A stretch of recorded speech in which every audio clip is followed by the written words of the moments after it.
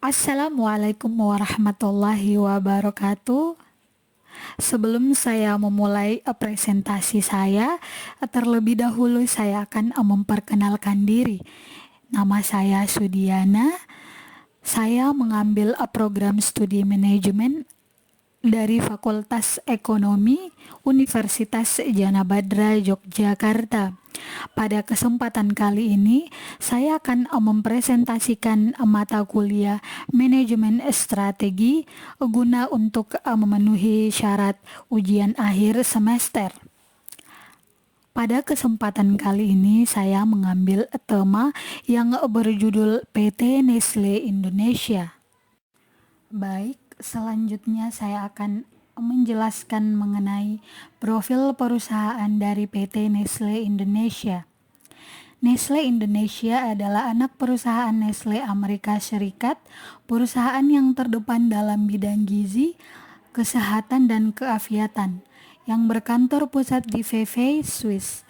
Nestle Amerika Serikat didirikan lebih dari 140 tahun lalu oleh Henry Nestle, seorang ahli farmasi yang berhasil meramu bubur bayi guna membantu seorang ibu menyelamatkan bayinya saat sakit dan tidak mampu menerima air susu ibu. Nestle telah beroperasi di Indonesia sejak tahun 1971 dan pada saat ini perusahaan mempekerjakan lebih dari 2.600 karyawan untuk menghasilkan beragam produk Nestle di 4 pabrik. PT Nestle Indonesia menghasilkan beragam produk Nestle di 4 pabrik, yaitu Pabrik Kejayaan Pasuruan di Jawa Timur untuk mengolah produk susu seperti Dengkau, Bear Brand, dan Nestle Dengkau Ideal. Pabrik Panjang di Lampung untuk mengolah kopi instan, Nescafe.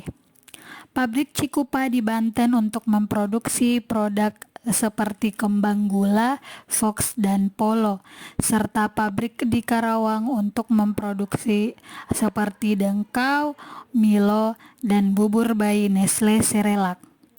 Nestle telah hadir di Indonesia sejak abad ke-19. Nestle telah mengoperasikan 4 pabrik yang mengolah sekitar 700.000 liter susu setiap hari dari 33.000 peternak susu di Jawa Timur dan 10.000 ton kopi dari sekitar 10.000 petani kopi di Lampung setiap tahunnya. Selanjutnya saya akan membahas mengenai visi dan misi dari PT Nestle Indonesia. Yang pertama yaitu visinya terdiri dari 3 macam. Yang pertama yaitu sebagai perusahaan produksi makanan terbesar di dunia. Yang kedua yaitu kami memusatkan perhatian kami untuk meningkatkan gizi, kesehatan, dan keafiatan dari konsumen. Yang ketiga yaitu kami berdedikasi dan termotivasi untuk memproduksi produk berkualitas dan membangun merek-merek yang memenuhi kebutuhan konsumen. Selanjutnya yaitu untuk misinya ada 3, yaitu mewujudkan masyarakat Indonesia yang sehat melalui produknya yang berkualitas. Yang kedua yaitu menciptakan produk-produk yang bermanfaat bagi kesehatan. Kemudian memberikan informasi dan sumber pendidikan tentang kesehatan kepada konsumen. Dan yang terakhir yaitu memajukan masyarakat Indonesia dengan mengonsumsi makanan yang sehat. Selanjutnya saya akan membahas mengenai analisis SWOT dari PT Nestle Indonesia. Untuk yang pertama yaitu saya akan membahas mengenai strength atau kekuatan dari PT Nestle Indonesia ini terdiri dari 5, yaitu yang pertama, Nestle adalah sebagai perusahaan pelopor produsen susu formula di dunia. Untuk yang kedua yaitu reputasi perusahaan yang baik membuat Nestle Indonesia dikenal sebagai perusahaan penghasil produk terbaik di kelasnya. Untuk yang ketiga yaitu produk dengan kualitas unggulan disertai jaminan mutu dan kualitas. Yang keempat yaitu untuk pemasaran tim pemasarannya yang kompeten, selalu memperkenalkan Nestle pada masyarakat sebagai produk yang mengutamakan mutu dan kualitas. Yang kelima yaitu untuk memiliki 27 lokasi laboratorium yang menunjang pengembangan dan penelitian produk Nestle di dunia sehingga Nestle dapat menciptakan produk yang berkualitas. Baik, selanjutnya saya tetap masih akan membahas mengenai analisis SWOT yang selanjutnya yaitu weakness atau kelemahan dari PT Nestle Indonesia. Kelemahan dari PT Nestle Indonesia ini ada 3, yaitu yang pertama adalah harga produknya yang relatif mahal. Untuk yang kedua yaitu biaya promosinya juga relatif mahal. Dan kelemahan yang ketiga yaitu pangsa pasarnya tidak menjangkau ke semua tingkatan. Baik, untuk yang ketiga yaitu opportunity atau peluang dari PT Nestle Indonesia. Peluang dari PT Nestle Indonesia ini ada 3 juga, yaitu yang pertama menciptakan brand-minded konsumen yang positif terhadap produk Nestle tersebut. Untuk yang kedua yaitu populernya produk yang berbasis kesehatan dapat menciptakan peluang bagi Nestle. Untuk yang ketiga yaitu membuka kafe atau gerai khusus produk Nestle untuk bisa menjangkau semua pasar. Baik, untuk yang selanjutnya saya akan membahas mengenai threats atau ancaman dari PT Nestle Indonesia. Ancaman untuk PT Nestle Indonesia ini ada 3. Yang pertama yaitu minded konsumen terhadap produk Nestle relatif mahal sehingga konsumen beralih ke produk lain. Untuk yang kedua yaitu karena moto Nestle adalah menjamin mutu dan kualitas sehingga bahan baku yang digunakan juga merupakan bahan baku dengan kualitas yang baik. Dengan demikian harganya pun relatif mahal sehingga berdampak pada peningkatan harga jual produk di pasaran. Untuk yang ketiga yaitu pesaing dengan produk sejenis dengan kualitasnya yang tidak buruk juga dapat membuat harga yang lebih murah. Itu juga bisa menjadi ancaman bagi PT Nestle Indonesia. Baik, saya akan beralih untuk membahas identifikasi permasalahan dari PT Nestle Indonesia.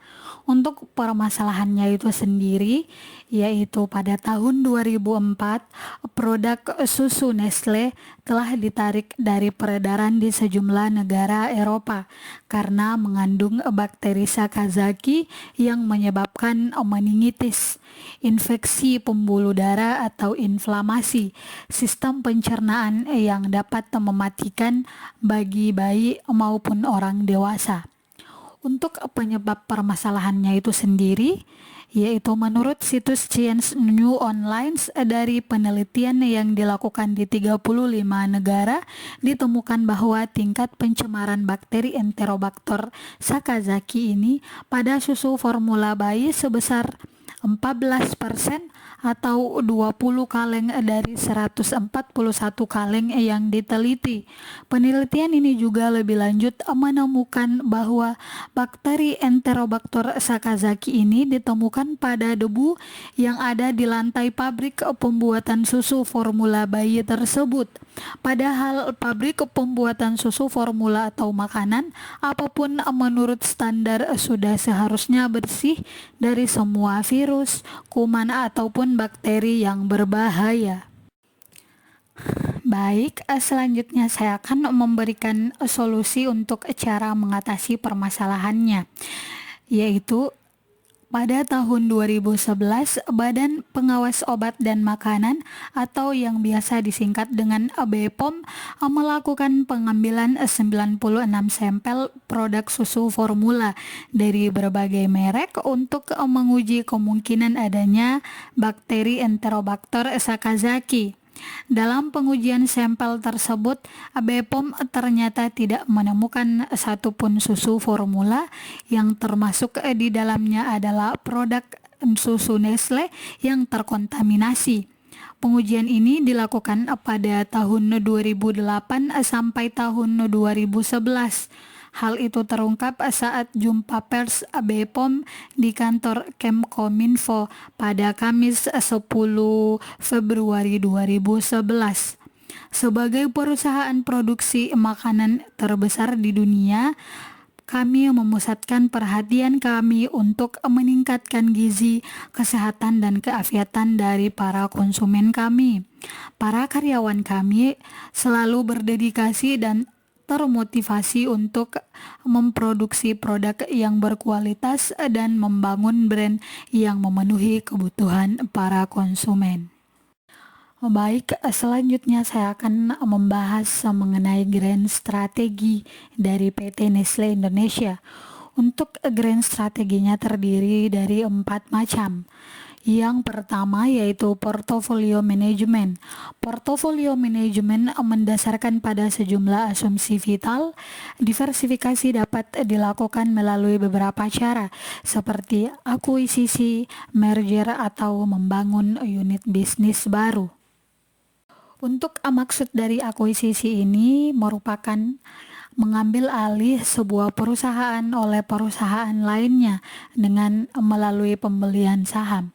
Sedangkan untuk merger itu sendiri terjadi ketika dua perusahaan berbeda bergabung untuk membentuk suatu bisnis baru dengan mempertahankan salah satunya yaitu perusahaan utamanya.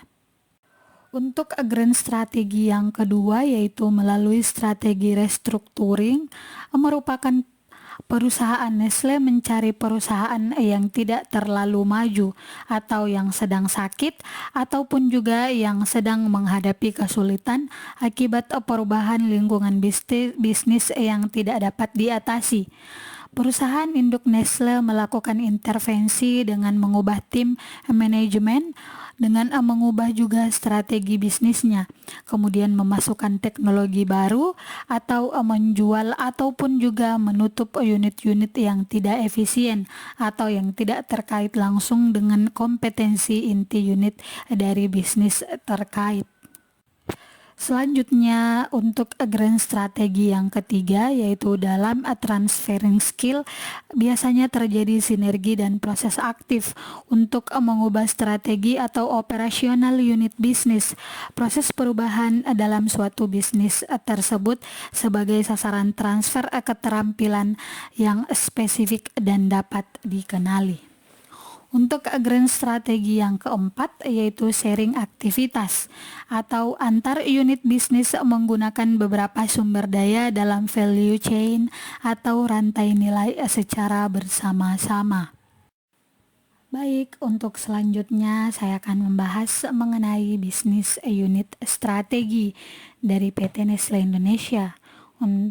Nestle menerapkan strategi manajemen kontrol sistem yang terdesentralisasi dengan mendelegasikan otoritas pengambilan keputusan di masing-masing unit bisnis, sehingga keputusan-keputusan yang diambil sesuai dengan kondisi di masing-masing negara. Untuk mengkoordinasikan seluruh unit bisnisnya di seluruh dunia, maka dibutuhkan peranan sistem teknologi informasi yang bisa mengkoordinasikan seluruh aktivitas bisnis agar diperoleh competitive advantage. Ada 10 strategi diferensiasi pada bisnis unit strategi. Yang pertama yaitu perencanaan barang dan jasa. Untuk perencanaan barang dan jasanya itu sendiri yang pertama yaitu mengembangkan inovasi untuk pemenuhan selera konsumen dan kebutuhan konsumen. Untuk yang kedua yaitu memiliki pabrik yang besar dan mengutamakan keamanan pangan, ketaatan terhadap peraturan dan komitmen manajemen terhadap keamanan produk yang dihasilkan. Untuk perencanaannya yang ketiga yaitu produksi disesuaikan dengan tingkat permintaan dari pasar. Untuk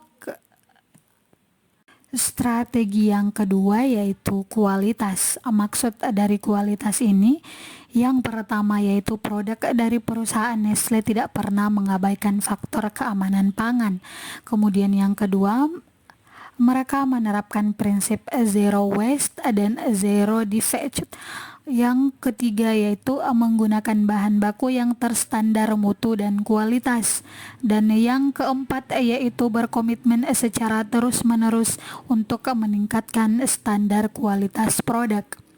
Untuk strategi yang ketiga yaitu perancangan proses dan kapasitas. Yang pertama yaitu perancangan menggunakan strategi fokus mass customization sehingga pembuatan produk mampu memenuhi keinginan pelanggan secara cepat dan menekan biaya produksi. Untuk dapat mengaplikasikan Nestle Nutritional Profiling System untuk memastikan produk memberikan nilai gizi yang baik untuk konsumen.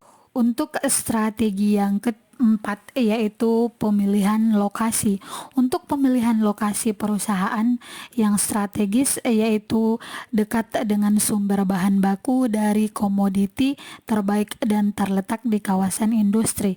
Untuk pemilihan lokasi yang kedua yaitu akses perusahaannya terjangkau oleh setiap pemangku kepentingan. Untuk strateginya yang kelima yaitu perancangan tata letak.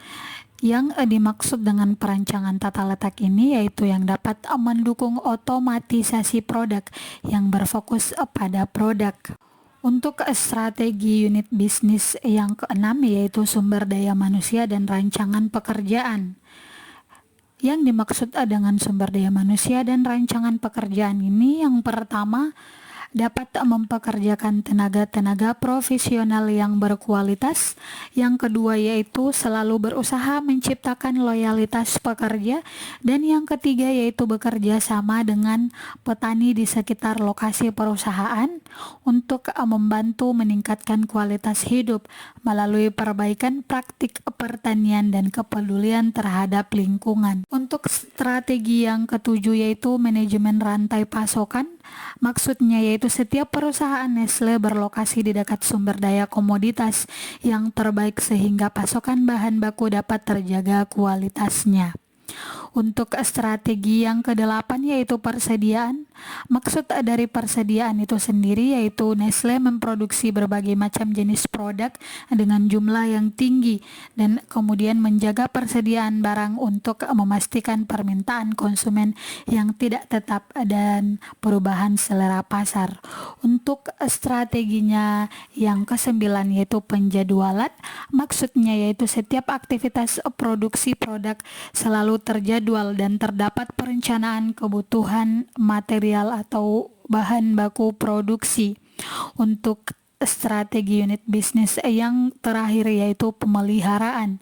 Maksudnya yaitu karyawan sangat terlatih untuk memenuhi permintaan yang tidak pasti dari para konsumen dan penyesuaian peralatan seperti pembelian mesin tambahan, menjual dan menyewakan peralatan yang ada.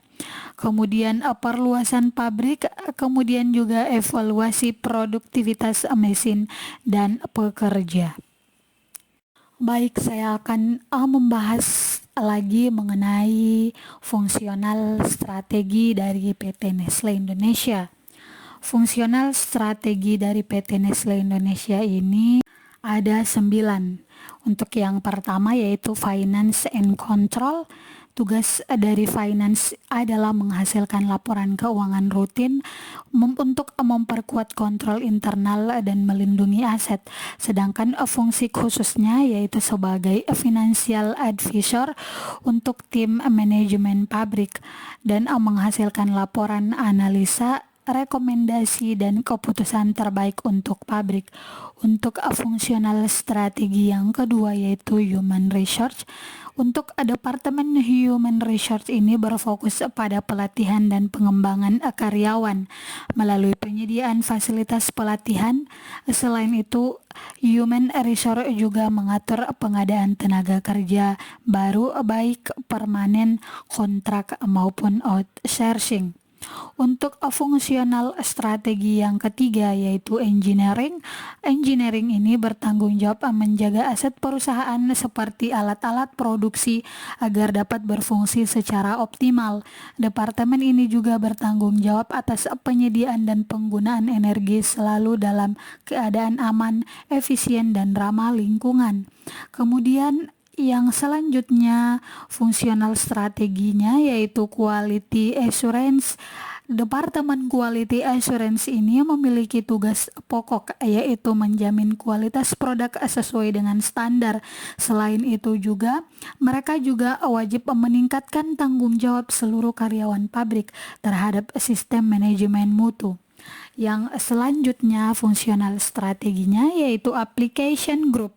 Departemen Application Group mempunyai tugas melakukan penelitian dan pengembangan produk berupa desain, kemasan, formulasi, dan jenis produk serta optimasi proses produksi secara berkala. Baik, masih lanjutan dari fungsional strategi PT Nestle Indonesia tersebut. Yang selanjutnya yaitu produksi. Untuk departemen produksi bertugas untuk menghasilkan produk sesuai rencana dengan waktu dan biaya yang efisien serta mutu yang sesuai dengan standar.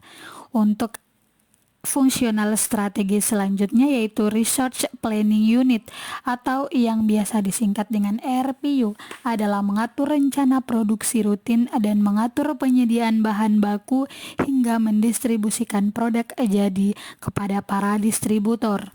Untuk fungsional strategi selanjutnya yaitu Industrial Performance Operational Development atau yang biasa disingkat dengan IPOD memiliki 3 fungsi utama yaitu yang pertama mendukung operasional dan yang kedua yaitu mengubah dan memperbaiki manajemen dan yang ketiga yaitu melakukan manajemen peningkatan pengetahuan dan pengembangan karyawan. Baik, untuk fungsional strategi yang terakhir yaitu safety, health, dan environment atau yang biasa disingkat dengan SHE, yaitu memiliki tugas memastikan kondisi kerja dalam keadaan yang aman bagi kesehatan karyawan dan menjaga lingkungan sekitar pabrik dari pencemaran dengan mengikuti peraturan-peraturan yang berlaku dari pemerintah. Baik, untuk presentasi yang saya bawakan saya cukupkan sampai di sini. Saya sebelumnya memohon maaf karena presentasi saya tidak bisa maksimal, mungkin karena dari berbagai sudut kendala, yaitu salah satunya kendala dalam mendapatkan data, yaitu relatif terbatas. Tetapi saya alhamdulillah sudah bisa menyelesaikan presentasi untuk ujian akhir semester. Terima kasih kepada Ibu dosen pengampu mata kuliah manajemen strategi telah membimbing kami dalam 1 semester ini. Baik, presentasi saya akan tutup dengan ucapan wabillahi taufik wal hidayah. Wassalamualaikum warahmatullahi wabarakatuh.